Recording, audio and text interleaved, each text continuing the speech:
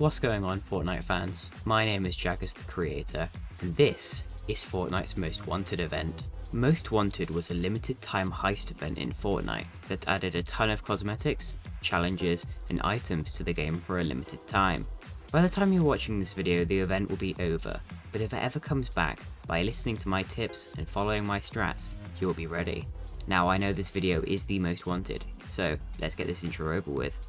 I dropped into Fortnite's Most Wanted event 20 times, and this is what happened. In Game 1, I dropped into Shattered Slabs. This is one of the 3 vault locations across the map, meaning there's a ton of henchmen to fight, although in this game my first opponent was a newbie little Wolverine. In this chest I found dual pistols, which highlights something else cool here. A ton of long vaulted weapons were brought back for this event. However, the dual pistols are still not a good alternative for a rifle or an SMG, so I didn't live for long. I dropped into Faulty Splits in Game 2. After dropping here 100 times, I know the best way to play this POI, which in short is to drop into this house due to the insane amount of loot in the attic. If you want more tips, go ahead and watch that video. Using my eagle, I marked this player's location, allowing me to pounce and get the kill. This default was on my private property officer. I had every right to shoot her. Oh, and now I have tactical armory. The rest of the lobby doesn't stand a chance. The Sparrow helped me take down this trooper, but that left me to deal with the henchman, and the Crow wasn't so useful there. Drop in Brutal Bastion Game 3. This POI gives me shivers from that 100 drops. I actually became the first and only person in Fortnite history to get 4 consecutive kills with a suppressed pistol. I'm quite proud of myself, really. When this default snuck up on me with a sniper, I decided a shotgun worked best to put them down, and then I run into someone with actual skill, and I died. Dropping duos with Empire in Game 4. See that we now have team heat.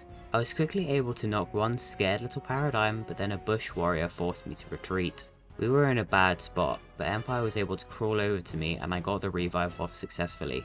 I was sadly knocked in the cave mouth, but Empire clutched up and was able to revive me. A revive in a cave?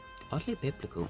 He was doing a frankly terrible job of collecting the keycard in the storm, but eventually he picked it up and we were able to loot the vault. We made it up to Anvil where we fought this duo. I didn't really do a whole lot, but I stole the loot, so lol. Heading north to this ice lake, a duo was storm camping and hitting shots, so I had to run around this mountain in the storm while my hammer recharged. Well, Empire managed to take care of the duo entirely by himself. Meanwhile, I was struggling to even climb the hill that they were fighting on. It looks like the final circle will be around this huge mountain, which in zero build will be, interesting. Returning to the Bastion of Nightmares, I took out this fella before being knocked myself. Thankfully, Empire got their revive off and fought one duo while I snuck up on the other and blasted her down for the win. I completely missed the drop in Game 5. 3 hours later, when I made it to the POI, I took out this Prowler who really thought an SMG from that far away was smart. One of the most fun things in Slabs is these kinetic rocks, which you can bash and then send flying. Peekaboo. Okay, no, bad idea. These 2 Stone Age fishies were camping on the high ground and we did not let it slide. I had beef with the boss and came out on top, so we opened the vault and flew east. Returning to the snow biome, this duo flew in, but Empire handled them before I even made it on the roof. I'm getting deja vu here. It's okay, I redeemed myself. Oh, never mind, I got drop kicked off of a cliff. Thankfully our years in the heisting trade have made us professional escapists, so it was easy peasy, lemon squeezy. The final duo was in major panic mode, so we launched our assault, and in the end came out on top for back-to-back wins. Game 6 didn't quite go as well. I landed on this Dolph who was not having any of it. Dolph was out for blood, but we weren't playing reindeer games. And then while pistol whipping this Mystique, we died. Game 7 started off with me making this Doomslayer into a Doomslade. I successfully scared the life out of the Spider-Gwen before taking on the ageless champion himself. Somehow he blanked this hammer slam, so I finished the job with my trusty old pistol. Boss had basically no health left, so I easily got rid of her and had the vault all to myself. These vaults are absolutely nuts. They contain a whole bunch of rare chests, ammo boxes, literal tons of gold bars, and a few of those special heist chests that grant the heisted exotics. And once you're done, you can buy a rift and head safely to Zone. If you're able to get both the Hop Rock Dually exotic and the Shockwave hammer, shooting the dualies and bouncing with the hammer will send you flying across the map.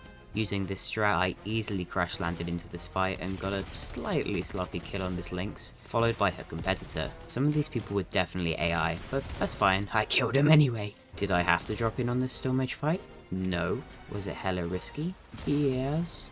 Was it worth it? Absolutely. Dropping into the final circle with a quick kill on this unsuspecting player, followed by absolutely hammer slamming this poor Omen. I could see a couple of henchmen attacking this player, so I charged up, flew in, and this fish was cooked before I even knew I was there. Now this is a 1v1 and I just saw where the last player is. Popping in with a quick rocket blast was all it took to get the dub. Just look how many most wanted challenges I completed in that one game. I don't really know slabs, so in game 8 I landed at this little hut which gave me absolutely nothing. Hop into whip. This lassie challenged me to a game of hide and seek, but I've been playing that with my dad for 15 years, so unlike him, I found her. The Triple J had a bounty out on this public menace. I always love watching these rift events happen. They can spawn the craziest stuff, such as mushrooms. Yeah, it's literally just mushrooms. Thanks, I guess? I took on the boss, who thankfully wields a heavy shotgun, and no one has ever been good with that thing, so it was a piece of cake. The storm overtook me, but that's fine because the vault contains more than enough heals. I'm going to use this clip of me decimating this drift's career to show off the heat level.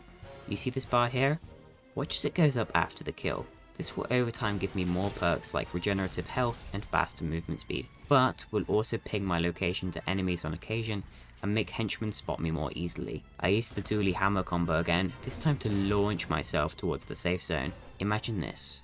I'm a meteorite. This guy is Dusty Depot. Yeah, taking on this ageless champion was proving to be quite the battle. He's a champion after all, so after some time of back and forth, he peaked for just a little too long and I took him out. No witnesses. Now I'm in the final circle. I pounced on this cube queen, but I missed all of my shots, so she got away. I got the loot though. Alright, the third party is dead, so now it's just me and you, Queenie. I missed my shots again, but thankfully she was scared off, and using my product placement mythic, I got her for the back-to-back dub. Can I get back-to-back-to-backs? Nope. My game crashed. I won the staring contest in game 10, pulling up on the ops with a quick drive-by. This Spider-Gwen wanted a piece of me, but I'm enchanted with Bane of Arthropods. I was pounced on and defeated my attacker, but unfortunately, the henchman got me. Game 11 would come down to a good old pickaxe fight, and I lost. Yeah, after that last game, I was determined to make sure that I was completely uncontested in Game 12. Not sure what your plan was, but you're dead now. I would like to present the most insane minute in all of the 20 drops for me. I was fighting this woman when I started to retreat due to being on low health, only to run into another man whom I quickly gunned down. Then I ran into Mr. Beast, who had took a chunk of health out before hiding upstairs. I eventually did return to the fight when all else had fallen, but I died to the first lady I was fighting, just farming it up on the outskirts of slabs in game 13. This was a chill game where I didn't really find anyone and I didn't go for the vault. I even got a treasure map which gave some pretty great loot. I was intrigued by this fight and decided to get involved when I shouldn't. The battlers had left, so I went for the loot and yeah, I got what I deserved. Started game 14 by opening this Oathbound chest. The henchmen seemed pretty chill about it. Using that loot, I 2-pumped this RPG reject and slid into this neon lady's DMs. The storm was a far run, but I just about made it through, where thankfully heals were waiting for me. Sadly, even with all my health, that didn't help me not get shot in the face with a gold pump. I dropped right onto a shockwave hammer in game 15 and immediately used it to slam this ace. It took some chasing, but you'd best believe I ended her. Unfortunately, when attacked I decided to do whatever this is, so I died. Game 16 began with this technique dying of natural causes. I went to battle with this Echo and came out on top, though it was close. I spy with my little eye Ariana Grande. I died to a soccer skin on a roof, who is apparently on game 99. I didn't stand a chance. Drop in faulty game 17. This should be good. Killing streak begins with this player, and ends with this one. I horribly missed the drop in game 18 and ended up on this iced over lake. The first weapon I got was a DMR, followed by a heavy shotgun. Oh no, I'm screwed. Luckily I was able to upgrade to an exotic Maven shotty at this key chest, which I used to kill absolutely no one as I was hate crimed by a mega sweat. Game 19 started off with a classic faulty drop right onto an Oathbound chest, followed by a regular chest and some slurp barrels. Using my honestly mid-tier loot, I was easily able to kill Fisherman Joe here before being instantly annihilated by a Ghostbuster.